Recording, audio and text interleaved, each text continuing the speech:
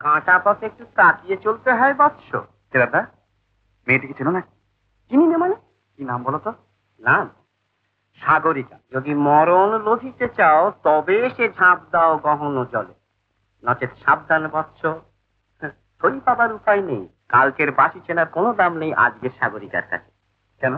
যখনই দেখবে তখনই মনে হবে যেন কোনো অপরিচিতার সঙ্গে আলাপ।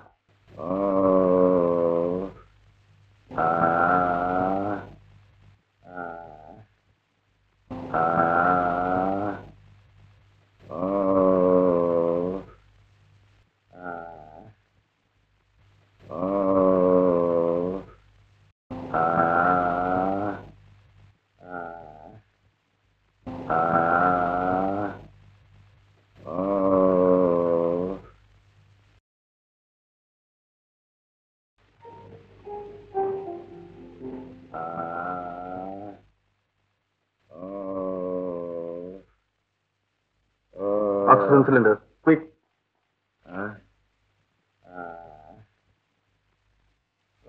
প্রিন্সিপাল আসছেন। এই যে Arun. Good evening sir. Good evening. তোমার রেসিডেন্ট সার্জন বলে পাঠিয়েছিলেন এই ওয়ার্ডে একটা কার্ডাইটিস কেস রাখবার জন্য। পেশেন্ট কই? আগে এই যে। ও, এখনই কোলামিন দেবার ব্যবস্থা করো। এখনই দিলাম স্যার। ও, আর অক্সিজেন। ওহো, তুমি তো সব ব্যবস্থাই করেছো দেখছি। I am proud of you বয়।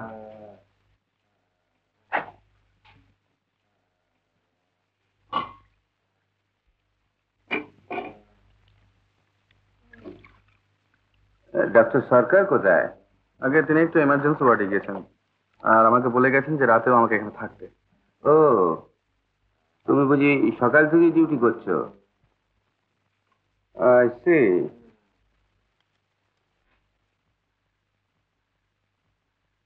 হ্যাঁ, তোমার স্টেট স্কলারশিপের দরখাস্তটা করে দিয়েছো তো? আগে ওটা কালই করে দেবো। হ্যাঁ, কালই করে দিও। Good night sir. Good night my বয়।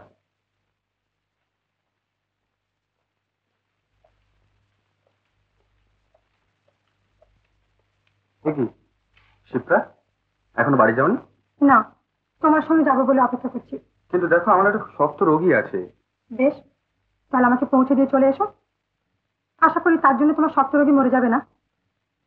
না, তা যাবে না, কিন্তু রোগীটি যদি সত্যিই মারা যায় সে সময় অনুপস্থিত থাকা আমার পক্ষে খুব দায়িত্ববোধের পরিচয় হবে না।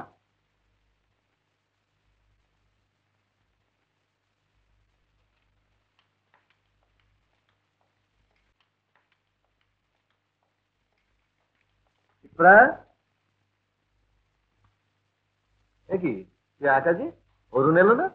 না বাবা, তার তো সবটাতেই বাড়াবাড়ি। সারাদিন কাজ করে আবার শখ করে নাইট ডিউটি নিয়েছে। আমি বলছিলাম কি মা, অরুণের সঙ্গে একটা পরিষ্কার কথা হয়ে যাওয়া দরকার। তুইও এবার পাস করে বেরোবি, আর অরুণও শুনছি স্টেট স্কলারশিপ নিয়ে বিলেত যাবে। তার আগেই তোদের মধ্যে একটা পাকা কথা হয়ে যাওয়া দরকার। অরুণ আমাদের বাড়িতে আছে আজ 9 বছর বাবা। আইএসসি বিএসসি থেকে আরম্ভ করে এমবিবিএস পাশ করেছে, কিন্তু এতদিনও আমি তাকে বুঝতে পারলাম না।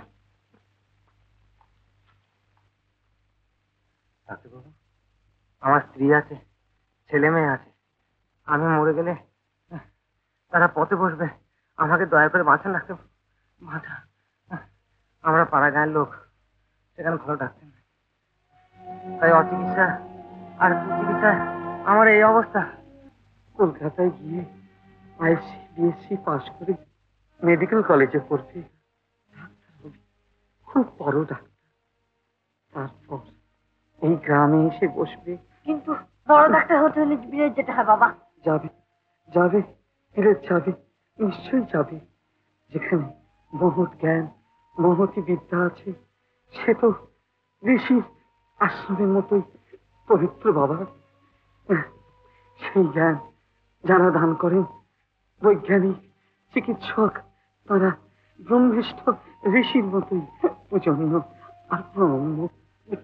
দাদা ভাই, দাদা, আমার আর সময় নেই, আমি চললাম। আমাকে তুমি মানুষ করেছিলে নিজের ছেলের মতো। অরুণকে আমি দিয়ে গেলাম তোমার হাতে। তাকে তুমি মানুষ করে তুলে দাদা, তাকে মানুষ করো, ডাক্তার করো, ডাক্তার। ডাক্তার, বড় ডাক্তার। ওরে ওরে, একটু শান্ত হ, তুই শান্ত হ ভাই। এই কথা কি তোকে বলে দিতে হবে? তোকে কি করে বোঝাবো বল? অরুণ যে আমারও সপ্তর্ষ ভাই। তুই পায়ের ধুলো, তোমার পায়ের ধুলো আমার মাথায় দাও, আমার মাথায় দাও। অরুণ, অরুণ, অরুণ। অরুণ বাবু, ডক্টর মিশ্র, রোগী তো বেশ ভালোই দেখছি।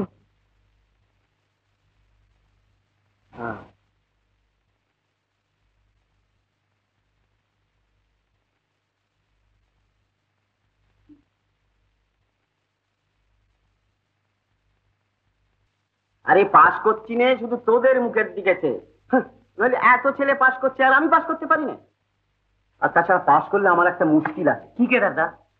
আমার পরম পূজনীয় স্বর্গগত ঠাকুরদা, ভগবান তার আত্মাকে দীর্ঘজীবী করুন। আপনার ঠাকুরদা তো রায় বাহাদুর দিলি তো সকালবেলা নাম করে। না জানি আজ দিনটা কেমন যাবে। কেন, কি হলো কে দাদা? বদ্রি মানে তো কুল। ঠাকুরদার নাম করলে আমার দাঁত চোখে যায়। তিনি আমাদের চিলড্রেন্স ওয়ার্ডের জন্য 1 লক্ষ টাকা দান করেছেন, এমন একজন প্রাতঃস্মরণীয় ব্যক্তি। হ্যাঁ, সেই প্রাতঃস্মরণীয় আমার ঠাকুরদা, যার নাম করলে হাঁড়ি ফেটে যায়, সেই তিনি জোর করে আমাকে এই মেডিকেল কলেজে ভর্তি করে গেছেন। যতদিন এখানে পড়বো, পড়ার খরচ বলে 500 টাকা করে মাসে মাসে পাবো, বুঝলি? পাস করলে তো সে টাকা বন্ধ হয়ে যাবে, আর সঙ্গে সঙ্গে গিয়ে বসতে হবে ঠাকুরদার চ্যারিটেবল ডিসপেন্সার। সোশ্যালের প্রবলেম ঠিক হয়ে গেছে কে দাদা? এই দেখো, অরুণ বাবুকে গান গাওয়া তুই ভার নে শিখতে। অরুণের কোনো কাজের মধ্যে আমি নেই, কারণ মনের খবর আমি জানি না। তারপর এখন তো আর ছাত্র নেই, হাউস সার্জন হয়েছে, ও কি আর গান গাইবে? আলবাত গাইবে, কলেজের ফাংশন গাইতে জানলে অমন ইগল পাখি প্রিন্সিপালকে দিয়ে আমি গান গাওয়াতাম, তা হাউস সার্জন তো তেলা পোকা। কেদারদা, প্রিন্সিপাল কি টাইফয়েড জ্বরের গান গাইবে? আপনার সঙ্গে তো তার সব থেকে বেশি আলাপ। তোমার মতো অত ভালো ডুবুরি আমি নই অসিত, ঘটিবাসীর মতো টুপুস করে ডুবে যাব। বাদ না সাগরিকাকে, সাগরিকা না গাইলে কি আমাদের সোশ্যাল হবে না নাকি? কিন্তু কলেজের মেয়েদের মধ্যে সাগরিকাই সবচেয়ে ভালো গায়, তাতে কোনো সন্দেহ নেই।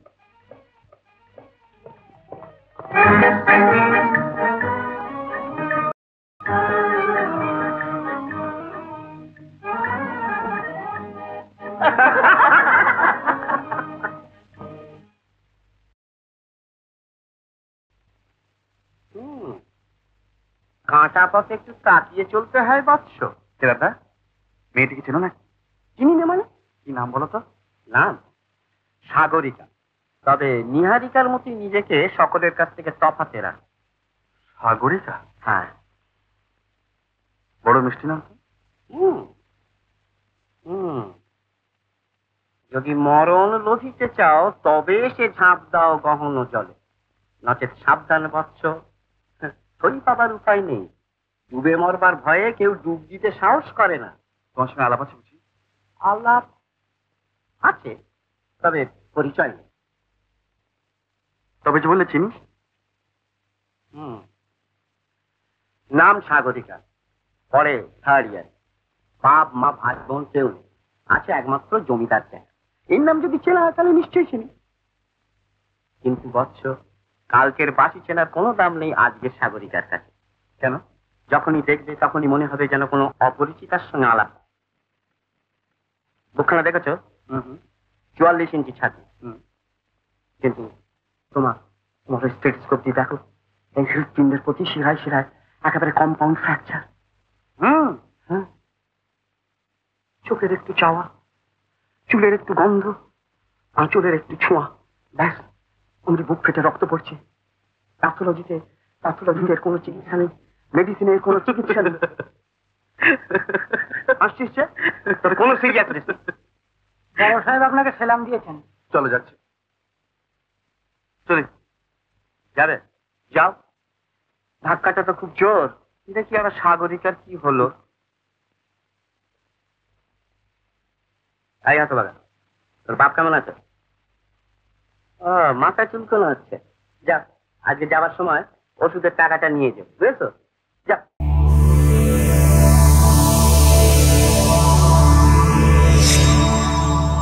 উত্তম কুমারের সেরা সিনেমা দেখতে হলে ডাউনলোড করুন ক্লিক অ্যাপ।